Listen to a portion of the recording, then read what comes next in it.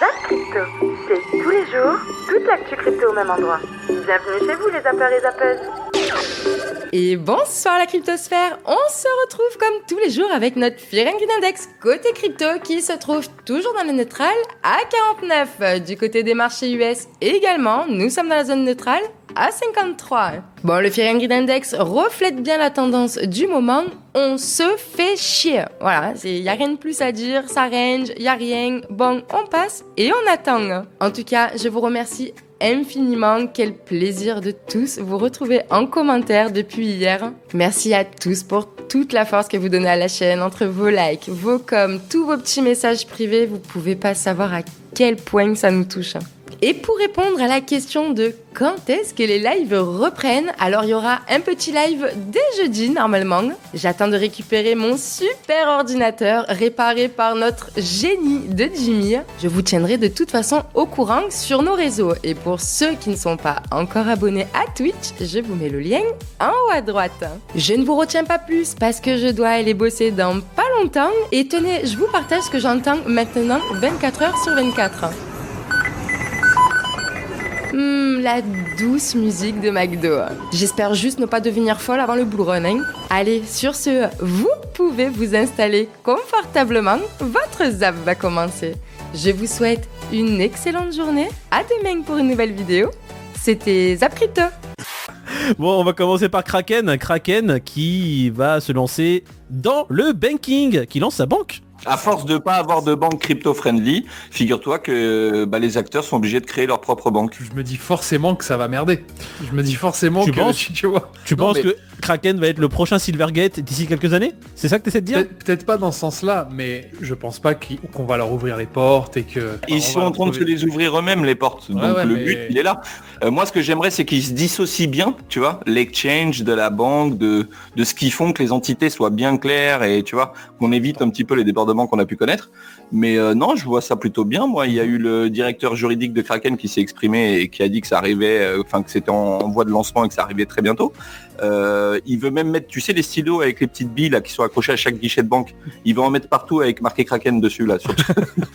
Il est très chaud. C'est top. Vous voulez pas de nous, mais nous on va rentrer de force, tu vois. Ouais. Mais est-ce que c'est pas ça la solution, juste pour mettre la première? Et eux, t'inquiète pas qu'ils arriveront pour la deuxième, la troisième, tu vois. Ouais.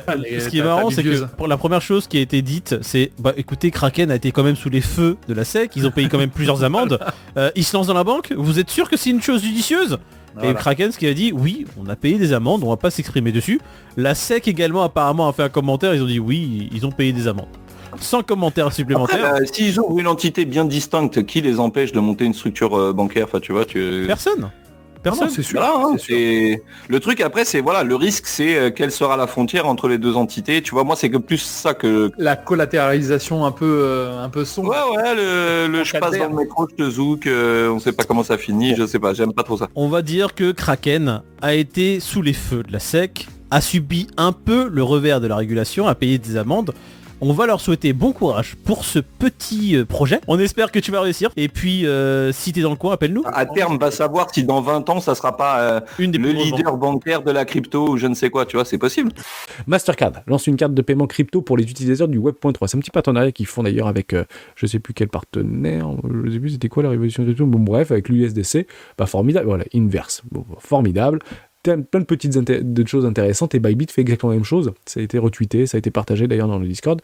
Paiement BTC, ETH, simplement Mastercard et Bybit lancent une carte de paiement en crypto. On en avait d'ailleurs parlé avec le hamac qu'on avait fait avec Clément, Country Manager Europe au sein de Bybit.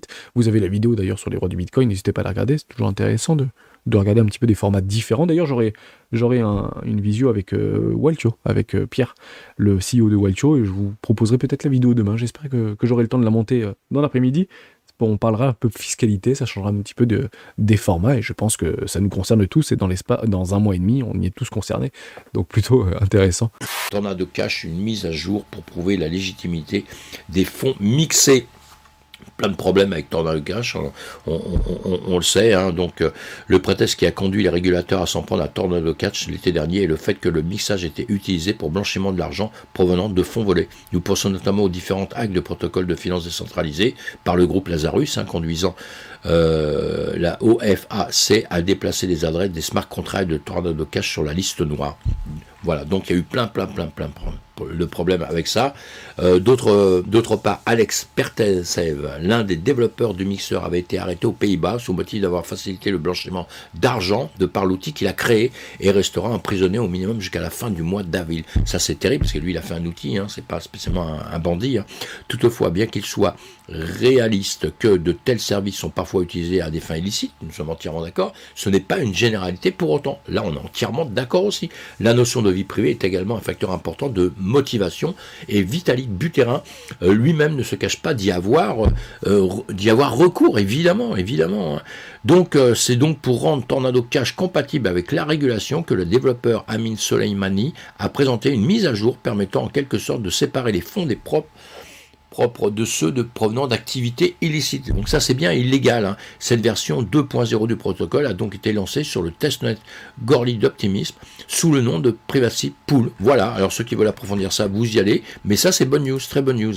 On continue en parlant d'un sujet vraiment très intéressant et surtout très important, et je l'ai abordé un petit peu dans l'introduction, c'est cette fameuse épée de Damoclès qui plane au-dessus de la tête de tous les détenteurs d'Ether avec l'arrivée de la mise à jour Shanghai. Et bien justement, la semaine dernière sur Cryptost, on a publié une étude dans laquelle on creuse un petit peu, on essaye d'aller comprendre quels pourraient être les impacts de cette mise à jour sur le cours de l'Ether, et je vais essayer de vous expliquer tout ça. Alors d'abord, pour commencer, qu'est-ce que cette mise à jour Shanghai ? Eh bien, c'est une mise à jour extrêmement importante pour le réseau Ethereum puisqu'elle fait suite à la fameuse mise à jour de Merge qui a eu lieu en septembre dernier et qui permettait de marquer la transition depuis un consensus de type Proof of Work vers un consensus de type Proof of Stake. Et bien justement, cette mise à jour Shanghai, elle permettra à toutes les personnes qui avaient verrouillé des Ethers dans la Beacon Chain ou dans ce qu'on appelait à l'époque ETH 2.0 de pouvoir y accéder et de pouvoir les retirer. Pour certains, ça fait plusieurs mois, voire plusieurs années qu'ils ont verrouillé leurs Ethers. Et justement, selon les statistiques, ça représente 17 millions d'Ethers, soit environ 25 milliards de dollars qui pourraient être libérés comme ça grâce à la mise à jour Shanghai.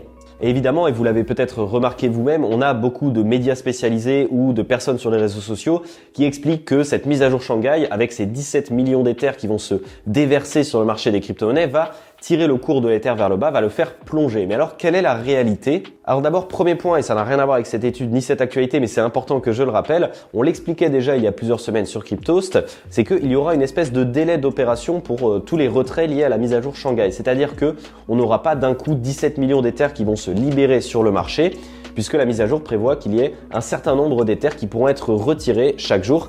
Ce qui fait que donc si tout le monde souhaite retirer ses Ethers d'un coup, ça prendra un petit peu plus d'un an à être opéré et donc évidemment ça n'aura pas cet impact brutal que tout le monde décrit. Et dans un second temps, et c'est ça surtout qui nous intéresse puisque c'est tout le cœur de cette actualité publiée la semaine dernière sur Cryptost, via justement cette étude dans laquelle on recense des données qui ont été publiées par la firme Kiln, une société spécialisée dans le staking sur Ethereum, qui avait réalisé un sondage auprès de 120 personnes concernées par cette mise à jour Shanghai puisqu'elles ont staké leur Ether dans la Beacon Chain dans ce qu'on appelait à l'époque ETH 2.0.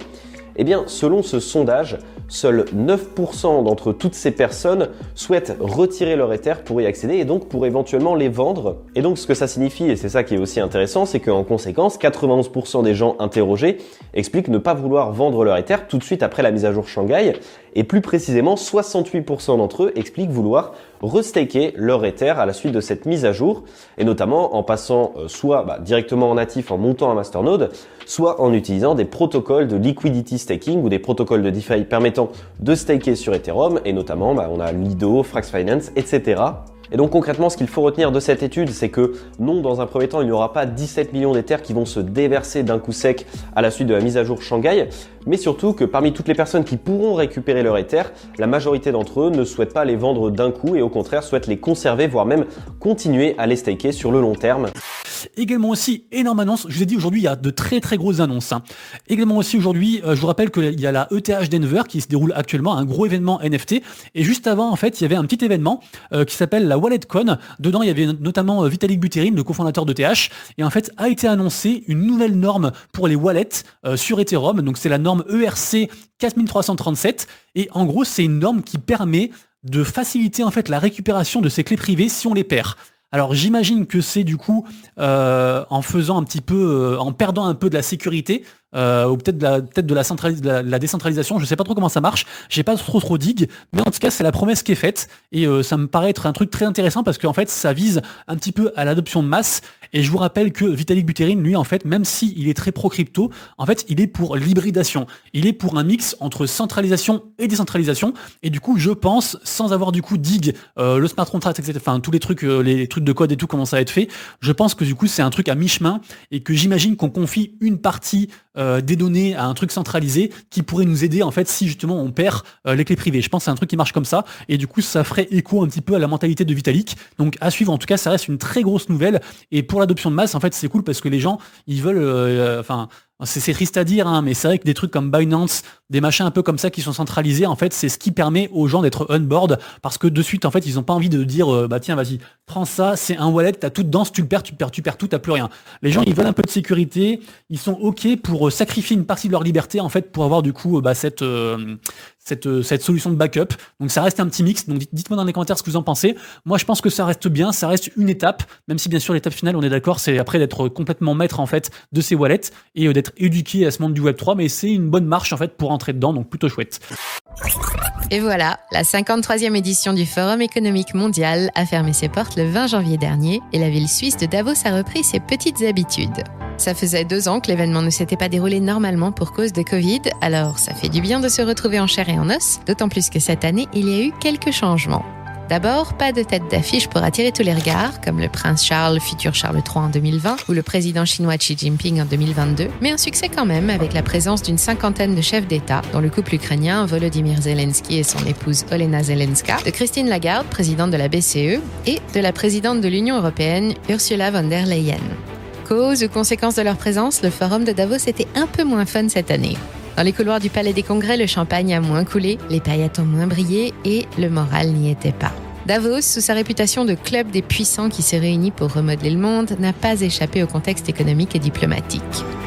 La guerre en Ukraine a logiquement occupé la plus grande part des discussions, mais de nombreux autres sujets ont été abordés par l'élite mondiale au cours de ces 5 jours d'intenses discussions, avec comme fil conducteur, coopérer dans un monde fragmenté.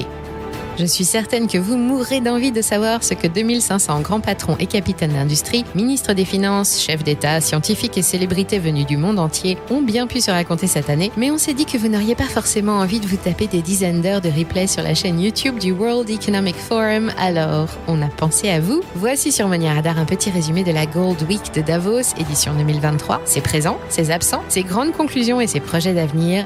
Les banques centrales détiennent des bitcoins et des cryptos, indirectement. Et c'est à partir de quand ça, pour voir à peu près sur les cycles, si ça a un impact sur le prix? Au moins depuis quelques années, elles détiennent activement des crypto-actifs, indirectement ou parfois même directement. Enfin, c'est du Bitcoin, mais s'ils vont pas s'embêter avec du Bitcoin ou je sais pas quoi. Bah, Bitcoin et stablecoin surtout. Parce que eux, leur danger, ils diagnostiquent que le danger qu'ils ont, qui vient de cet écosystème, c'est les stablecoins. Ah bon? Ils n'ont pas compris que c'est Bitcoin. Enfin, c'est marrant, elles sont pas convaincus, les banques centrales. Bitcoin, c'est rien. C'est vraiment rien pour eux, rien du tout. Bitcoin? Oui, sauf que le gouverneur de la Banque de l'Inde vient de sortir une vidéo là, très très récemment en leur disant les gars, si Bitcoin est adopté jusqu'à 5%, 10% en tant que moyen de paiement un peu au monde, nos politiques monétaires ne marcheront plus. Et donc il a émis un cri d'alerte énorme. Donc les banques centrales ont probablement manipulé les prix des cryptos avant, et ça serait complètement dans leur intérêt de le faire après, au moment où ils vont sortir leurs cryptos. Et donc ça serait une manipulation gigantesque. Je rappelle simplement que lorsqu'il y a eu l'effondrement de Terra Luna, au même jour, les banquiers centraux au monde, un peu avant l'effondrement, ont tous sorti pour parler des cryptos, que c'était de la spéculation, le casino. Ah ouais, mais ça c'est quelque chose d'obvious. Enfin, c'est quelque chose. Ce qui est factuel, c'est les communiqués de presse, c'est les vidéos qu'ils ont sortis, les gouverneurs partout au monde, même les ex-gouverneurs aux États-Unis. Ils ont pris la parole sur CNBC. Donc peut-être qu'ils ont attaqué Terra Luna.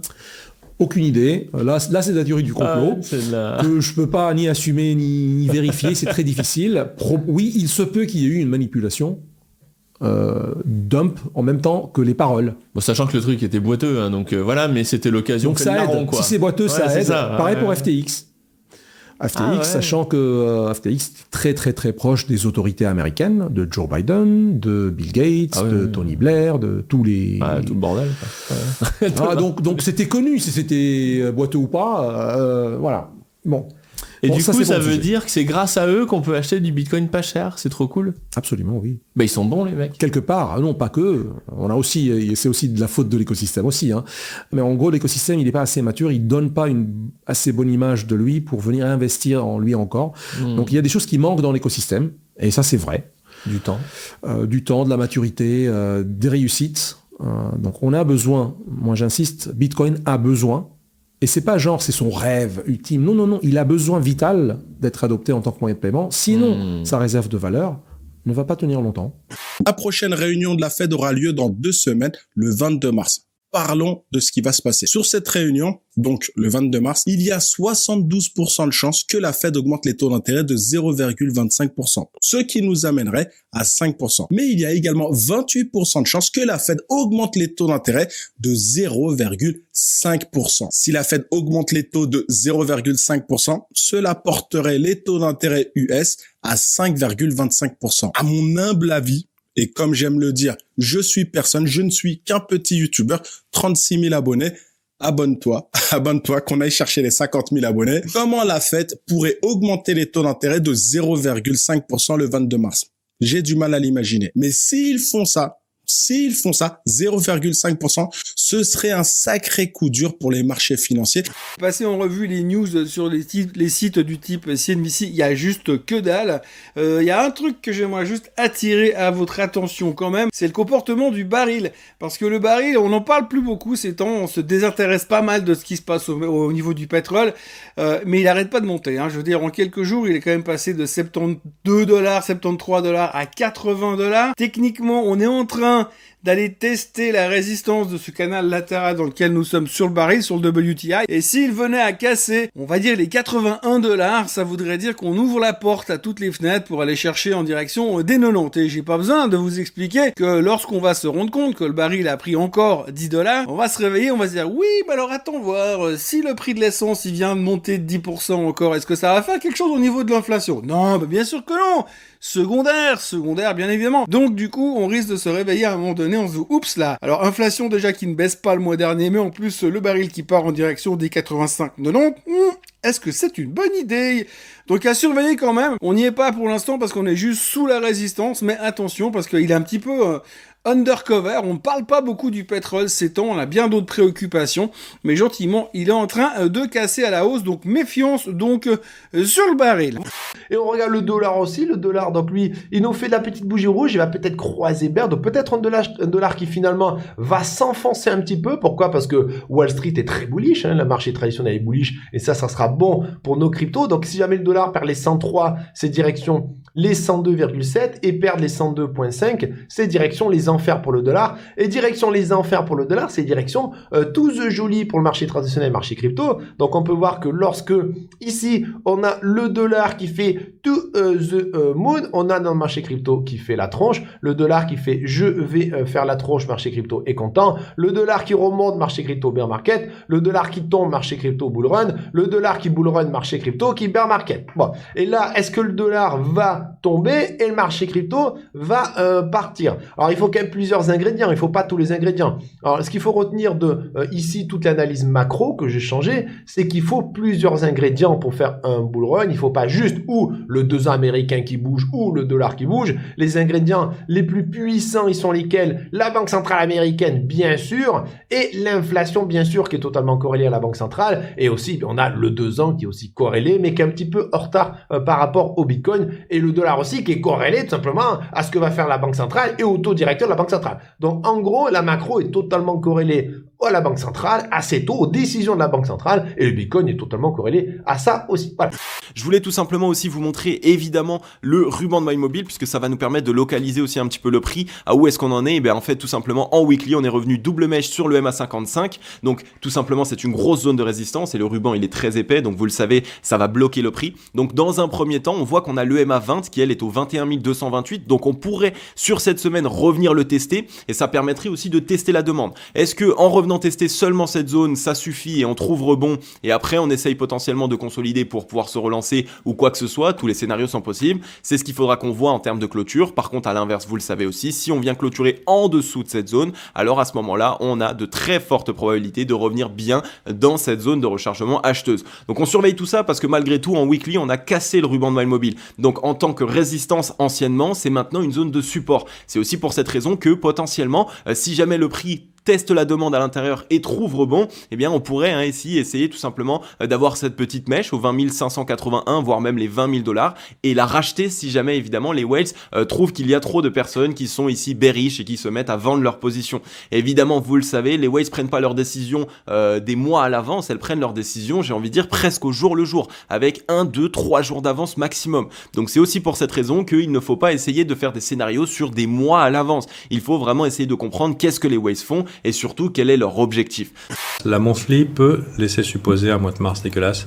Je vous rappelle qu'on a eu un doji monthly sur le Bitcoin et ce doji monthly indique un méga range dans cette zone et ça peut durer encore longtemps avec ici dans les 21 300 une opportunité de longue et ici dans les 25 200 une opportunité de short jusqu'à une cassure monthly soit dans un sens soit dans l'autre. Donc voilà ici pour la météo du Bitcoin. Donc personnellement, je joue court terme, je me prépare psychologiquement à ne pas flancher parce que les conditions sont un petit peu compliquées. Donc je pense qu'il y a pas mal de gens qui sont en mode désespoir.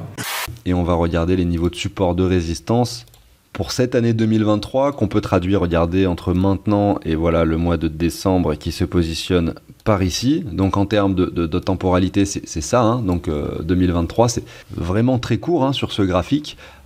On peut espérer bien sûr ce point des 28 000. C'est la première résistance si on vient casser ce niveau des 25.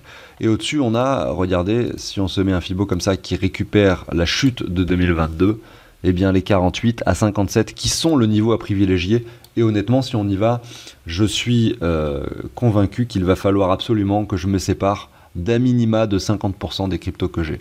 Parce que, certes, je n'aime pas jongler sur mes cryptos entre les cycles, mais malgré tout, une hausse aussi importante avant, finalement, le halving, pourrait se traduire par quelque chose d'assez négatif par la suite.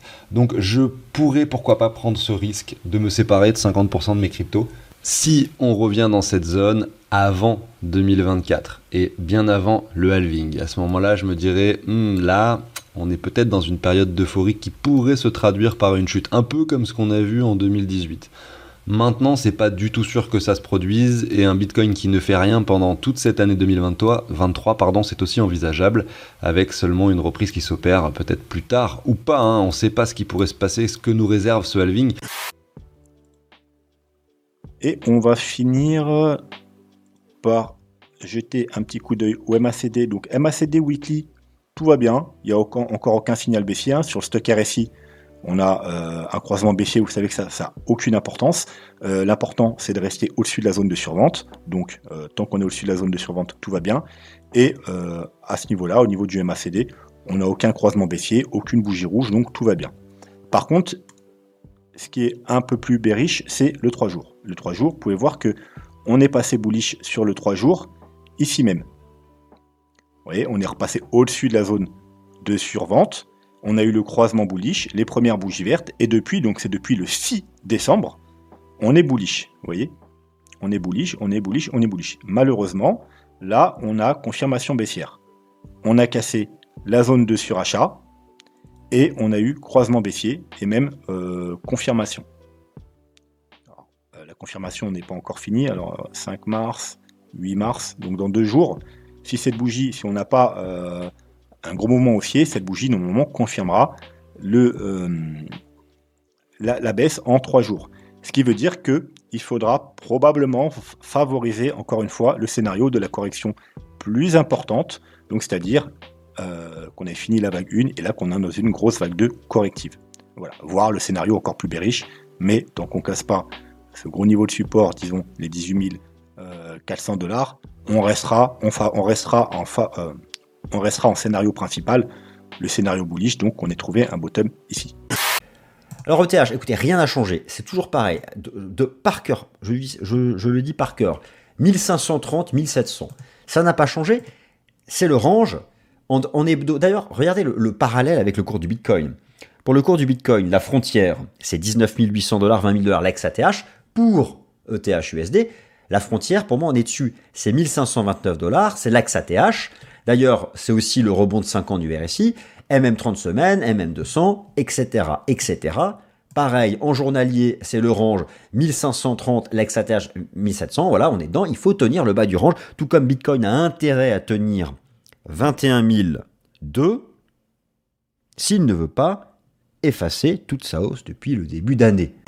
On continue, tiens, avec Amazon, la grosse news que j'expliquais. On a Amazon qui va lancer Amazon Digital Marketplace, sa propre plateforme de NFT, le 24 avril aux États-Unis. Une quinzaine de collections seront disponibles dès le lancement. C'est très intéressant, les gars, parce que rappelez-vous, je vous ai souvent parlé des grosses entités comme ça qu'il fallait surveiller. Donc, j'ai en tête BlackRock, Apple, surtout Apple. Alors, eux, j'attends de voir ce qu'ils vont dire avec les cryptos, parce que pour l'instant, ils ne sont pas trop prononcés.